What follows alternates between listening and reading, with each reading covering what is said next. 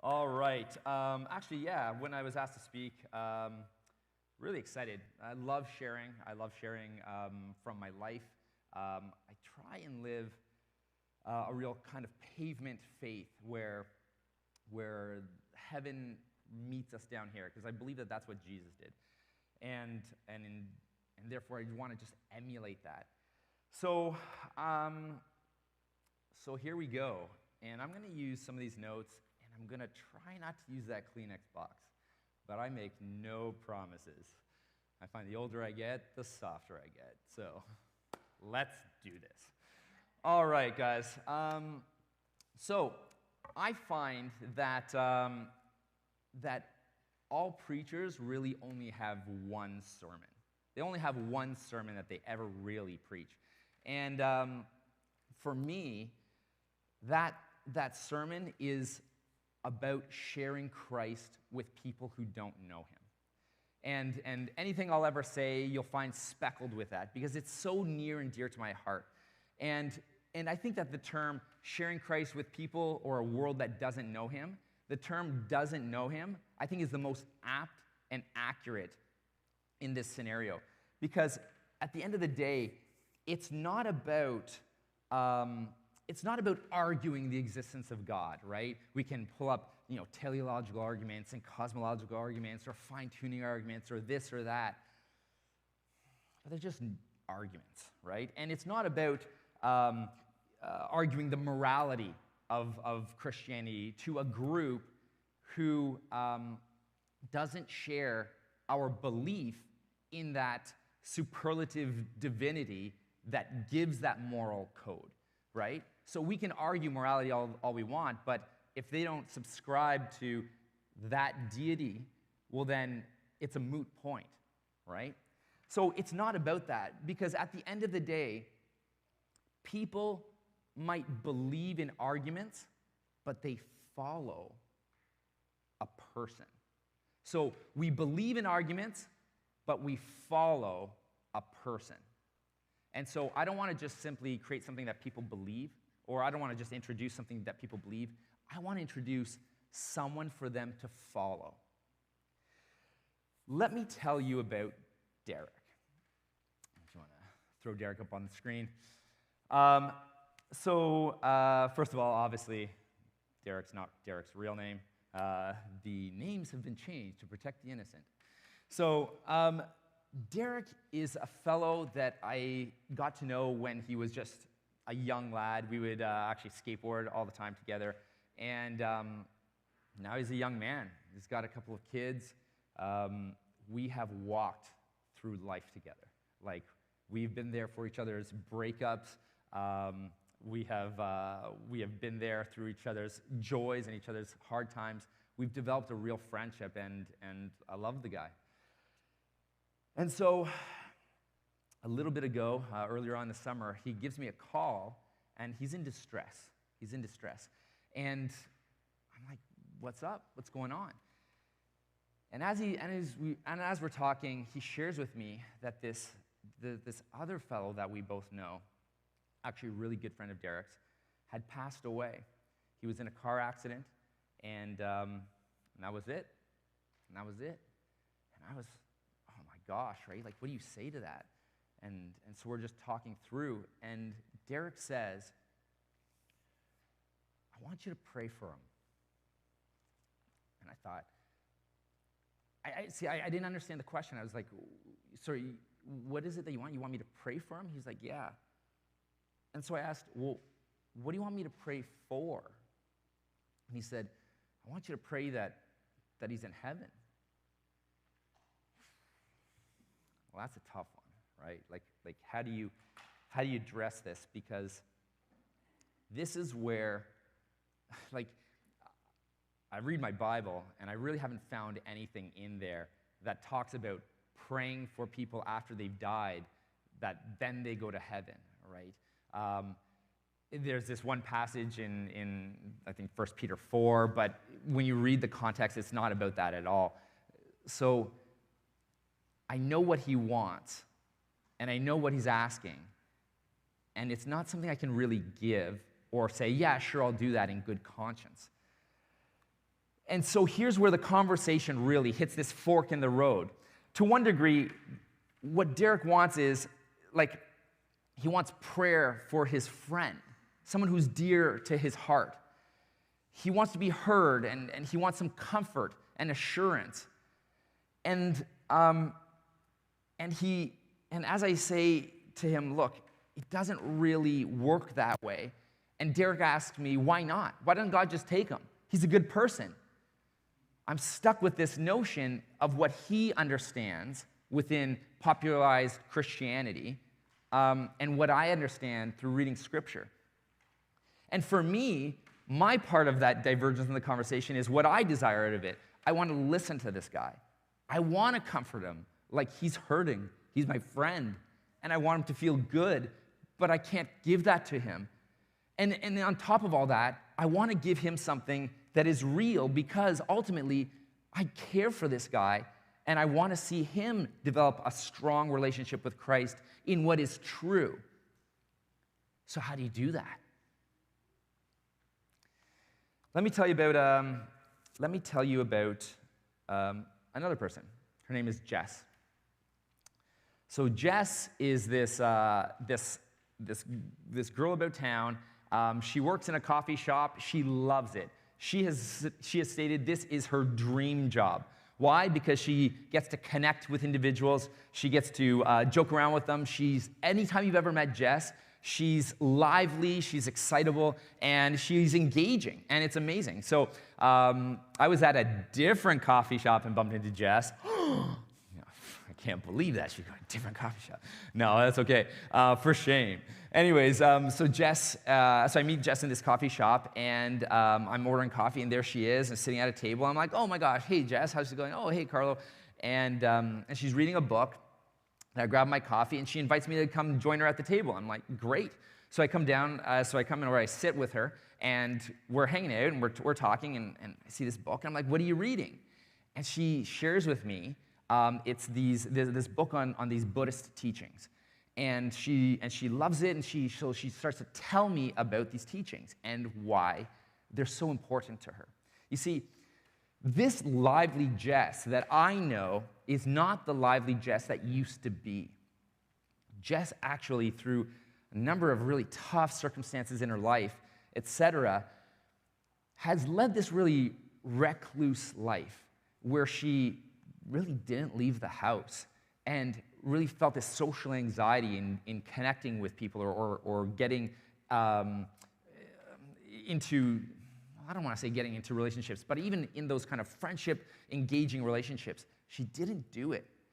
But through these Buddhist teachings, she really sort of broke free of that, and now is in her dream job where she works in a coffee shop and engages with people over the counter, and she, like I said, she's lively and fun.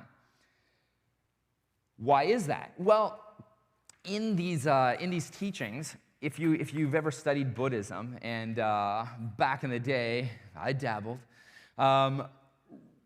in Buddhism, you reincarnate up or you reincarnate down, and really that reincarnation comes through notions of charity as well as doing good acts. But it really foundationally comes in the fact of you letting go of this illusion here. See, all this world around us is just an illusion, and as we adhere to it and as we really bind ourselves with it, it holds us back from the reality of what's going on and keeps us trapped. And the more we can let go of that, the more we can reincarnate up in the next life, and eventually we hit Brahma, and then eventually we become nothingness. So you lose your individuality, you are nothing, and you become one with everything. And in Buddhism, it's really a non-theistic faith, so there is no God that you commune with. And so in these teachings, this notion of letting go, this notion of distancing yourself from this world is what enabled her to let go of some of those things in her life and separate herself from those anxieties that held her back. Well, for her, this was really empowering. And she's telling this to me with this vigor and this excitement, because for her, this is a victory. And for her, this is something that is exciting and to be celebrated. And again, our conversation hits this fork in the road where she's really excited, and this is what she wants to share with me. And on my end of that conversation, I'm thinking, I want to celebrate with you. I want to say, oh my gosh, you have come so far in what is so crushing for so many people.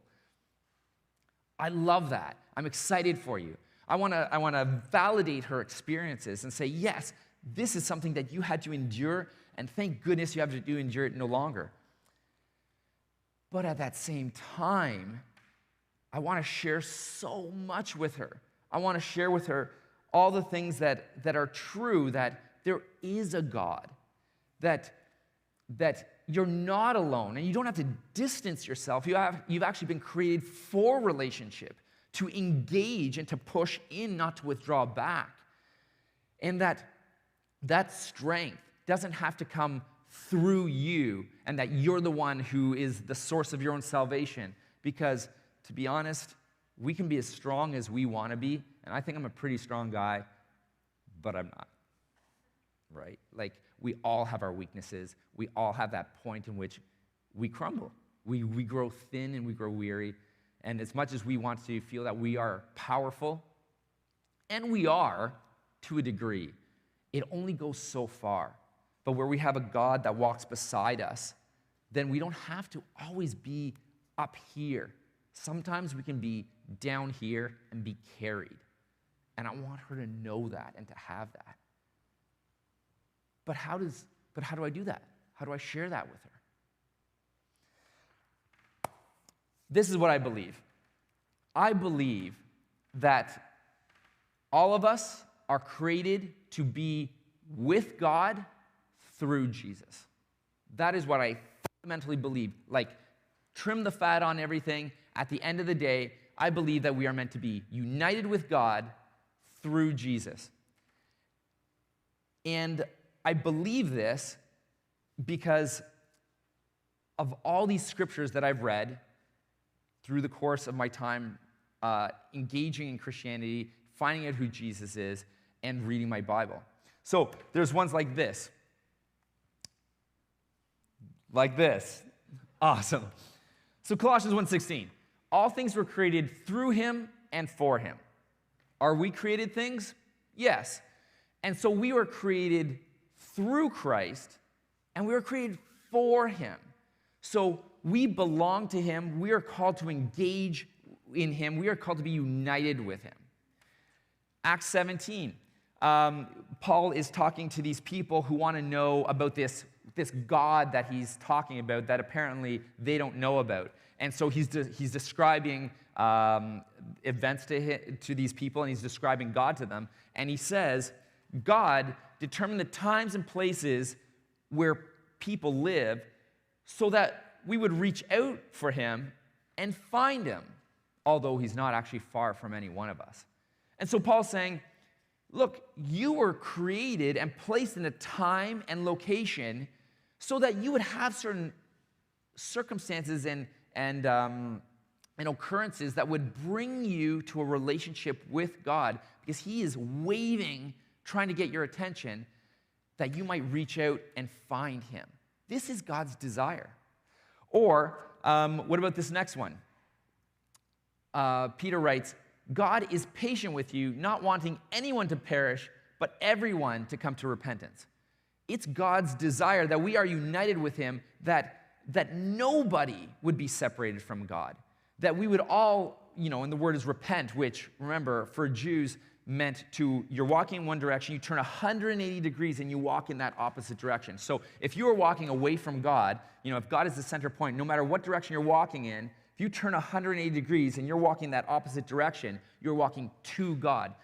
That's what God's doing. He's being patient with us, giving us grace, showing us grace, that we would turn and walk towards him, because he doesn't want anybody away from him. He wants all of us united with him because we're his kids. Or this one written in John, where these are the words of Jesus, and he says, Father, the world doesn't know you, but I do. I have revealed you to them, and I will continue to do so. Then your love for me will be in them, and I will be in them. And I really want to camp on this one a while, because here's what Jesus is saying. He says, the world doesn't know you. It's not that the world knows you and has rejected you. It's that ultimately, they don't know you. And he's saying, but I do know you, and I've revealed you to them. Why did Jesus come? Oh my gosh, Jesus came for so many reasons. But one of them, and one of the big ones, is to reveal who the Father is to his kids. And Jesus is living in a time he's speaking in Jerusalem and in and around Judea. Like this is the motherland, right? Like this is the heart of where Christianity would emerge from, the heart of Judaism, all this stuff. They know God, right? Well, apparently not. And Jesus, God himself, has descended to reveal himself to the people who supposedly know him, but in actuality don't. How much more in our culture do we not know him? But Jesus is wanting to reveal God to us. So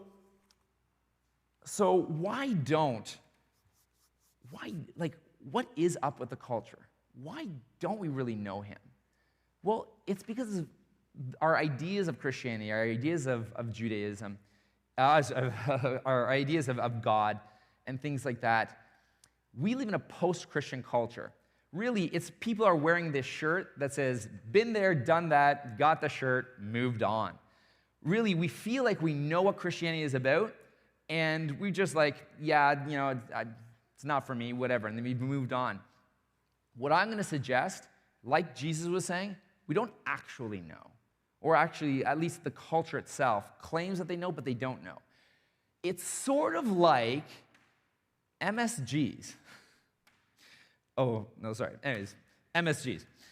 So, MSGs, you know that stuff that supposedly is in food sometimes, and we're like, what, MSGs? I don't want that in my food. What, did you hear that place puts MSG in their food? Oh, I'm not going to eat there anymore. And we say, no thanks, MSGs. Do you know what MSG stands for? Thank you, monosodium glutamate. Do you want it in your food? What's that? No. Why? Crickets. Right, that's what I'm getting at. It's like, we do not want those MSGs in our food. Not in mine. No, thank you. But what does it do? Well, monosodium glutamate, it's a glutamic acid. And what it is, it's a neurotransmitter. You actually produce it in your body already. It basically is an excitatory neurotransmitter. So you have various neurotransmitters between the synapses in your nerves from dendrites to axons to dendrites. Anyways, basically what happens is it's a chemical that goes across. You have some that say, don't fire off. And you have other ones that are like, go, go, go, go. Well, this one's that one.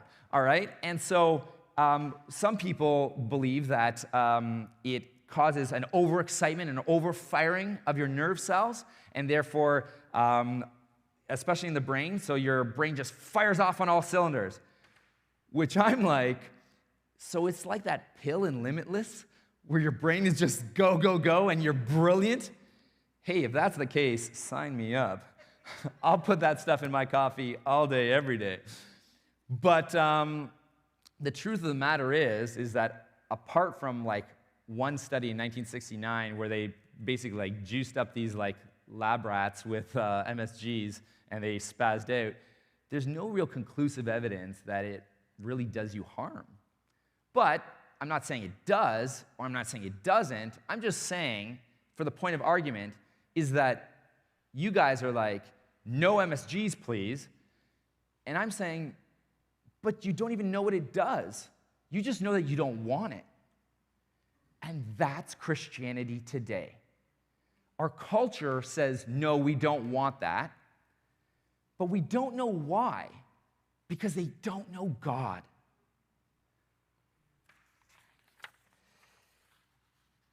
Knowing the character of God is the foundation of why people come to Christ or don't come to Christ. And I think that Jesus really nailed this home in the most amazing parable that I've ever read in Scripture, the parable of the prodigal son.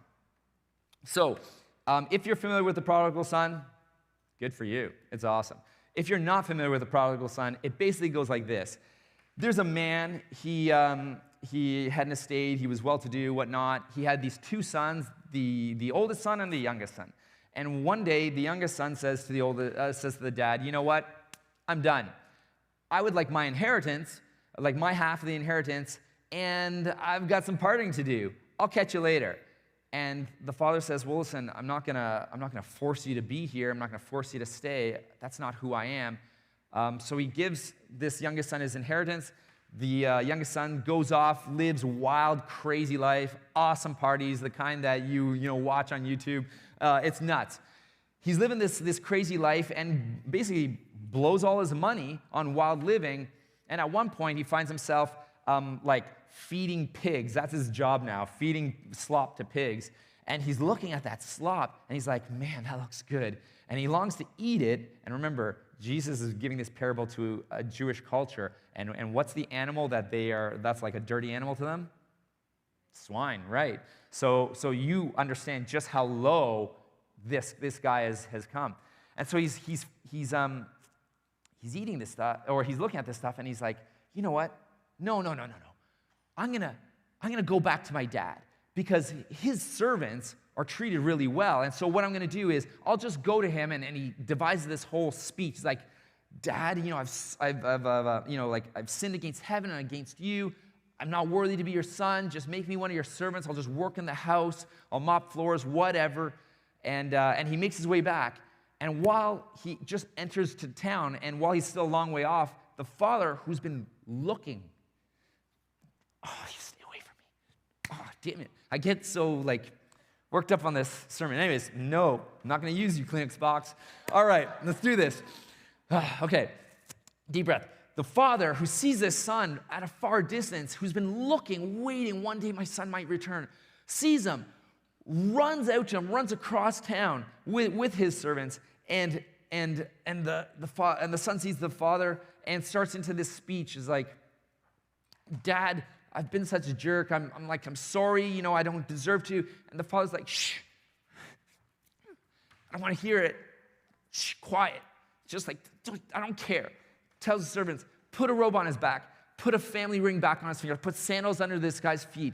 And by the way, that calf that we've been fattening up for a sweet barbecue, today's the day. Slaughter it. We're going to throw a party. My son is home.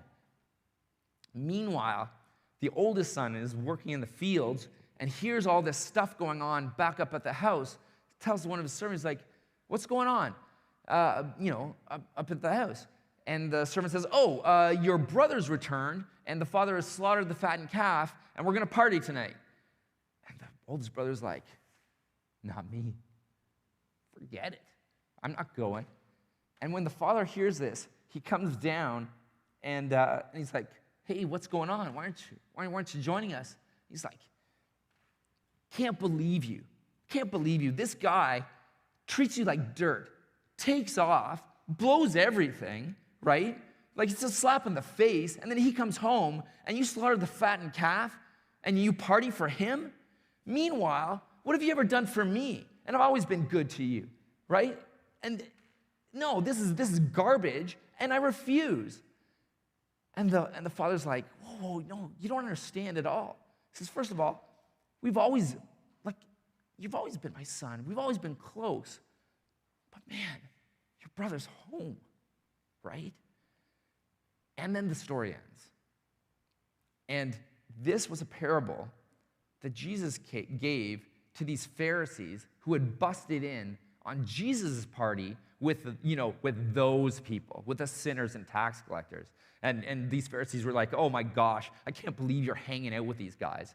And Jesus gives this parable to help them understand the nature of God and why God would ever hang out with those people, right? Let's take a look at some of the way some of these characters in this story address one another. And what you're looking for here, and what I want to show you, is that when people know the Father, when they know God, that changes how they respond to God. So we have the youngest son. So the youngest son, at one point, he's feeding those pigs, and he says, "How many of my father's servants have food to spare, and here I am starving to death? I'll set out and go back to my father." You see, he knows what his dad is like. He knows that his father, his servant, the father's servants, have food to spare. It's not like, here's your portion. It's like, here's your portion and then some.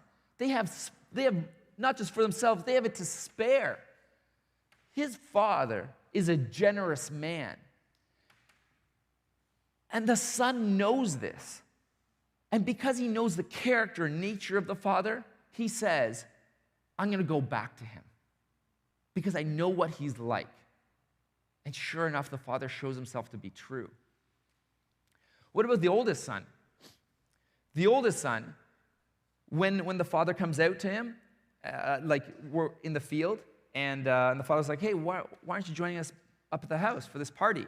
The oldest son says, "Look, all the years I've been slaving for you, I've never disobeyed your orders, yet you've never given me even a young goat that I could celebrate with my friends. But when this son of yours comes home, you butcher the fattened calf for him?" Check out the language here. I've been slaving for you and never disobeyed your orders. He sees himself to the father in utility. Basically, I'm useful to you. That guy has not been. I have been good to you. I've never disobeyed your orders. I've done all the work. I've slaved for you. I am useful. I have earned the good person brownie points, right? And then look at this word, this term here. This son of yours. He doesn't say my brother comes home and whatever. This son of yours. He has distanced himself from anything relationally based. It is entirely utilitarian based. You're either useful or you're not, but it's not based on family. That's the language of the oldest son. Now let's look at the language of the father. The father, speaking to the oldest son, says this. Kleenex box, my son, you are always with me, and everything I have is yours. But we had to celebrate. This brother of yours was dead and is alive again. He was lost and has been found. The first thing he says is, my son. He says,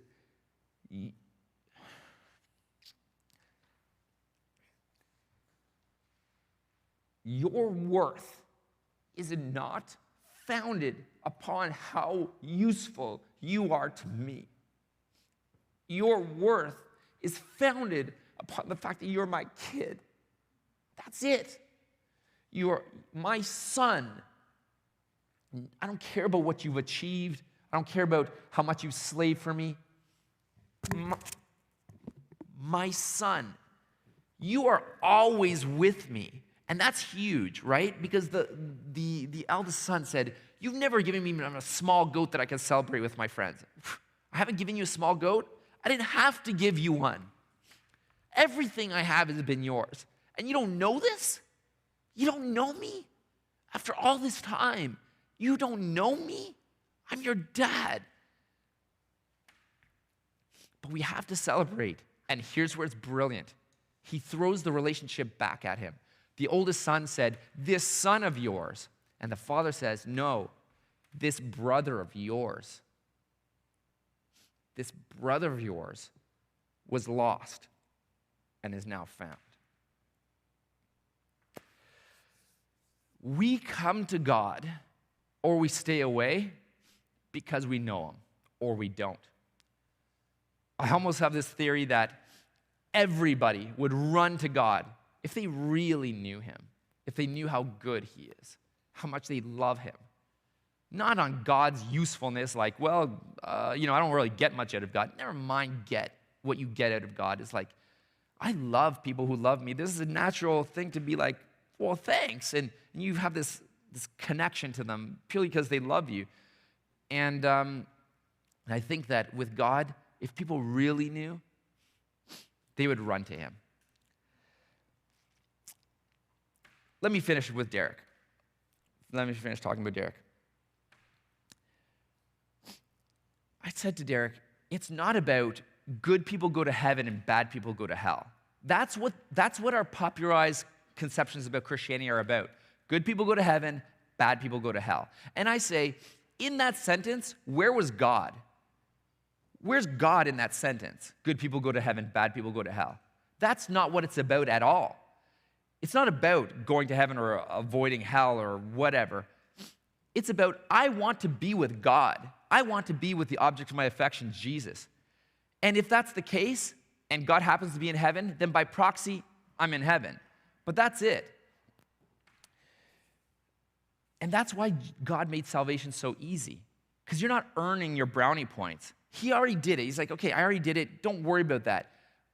I just want you and me to be together. That's all I care about. So I took care of salvation for you.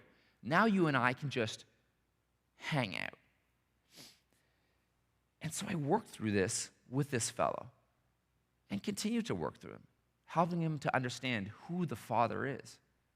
And what about Jess? What I talked to her about is that it's not about being separated.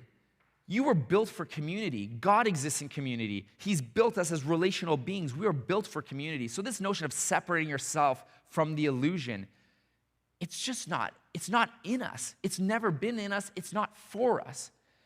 And this notion of the letting go, in the lower teachings of Buddhism, you let go of suffering. Okay, you let go of pain and suffering because adherence to pain and suffering is adherence to the illusion. That's why we suffer, because we crave things of this world, and when we don't get it, then we suffer. And so you let go of that. In the higher teachings of Buddhism, you let go of love. Look it up. It's true. Why? Because if I love things and people, I hold on to them, and it keeps me bound to the illusion. And I told her, it's so contradictory to everything you crave. You were living as this recluse, and now you love working in a coffee shop because you get to engage in people, and this faith system that you adore tells you to let go of those people. That's not the solution. I told her, one of the things I explained to her is that the suffering, lean into it. Lean into it because you'll meet God there, right? And I'm not saying that all suffering is, hey, good for us, we get to suffer. I mean, like, suffering is horrible. I try not to do it as much as I can. But Psalm 66 says, "For God refined you like silver. He brought you into prisons. He let men ride over your heads. He brought you through fire and flood, but brings you to a place of abundance." So God refines you like silver. And how do you pull out that precious metal? You burn it. He lets men ride over heads. He lets things happen to you. He brings you into prison. So some things he does to you. But ultimately, he brings you to a place of abundance. He wants so much for us.